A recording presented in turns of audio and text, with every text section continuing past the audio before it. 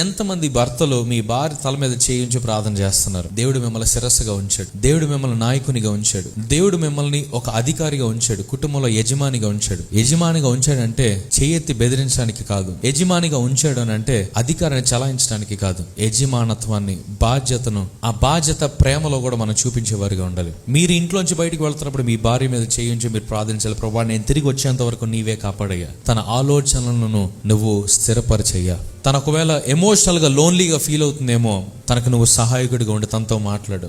ఏ కుటుంబంతో కానీ, ఏ స్త్రీతో కానీ, ఏ ఫ్యామిలీ మెంబర్తో కానీ తను కంపేర్ చేసుకోకుండా, తను తగ్గించేసుకోకుండా, తను ఇన్సెక్యూర్ ఫీల్ అవ్వకుండా తనకు నువ్వు తోడుగా ఉండు. తనకి ఫిజికల్గా మంచి హెల్త్ దయచేయ, మెంటల్గా మంచి స్ట్రెంత్ దయచేయ. తన పోరాడుతున్న ప్రతి పోరాటంలో నువ్వు తోడుగా ఉండయ్యా. అపవాది ఇదిగో తన దరికి రాకుండా నీవే కాపాడు తండ్రి.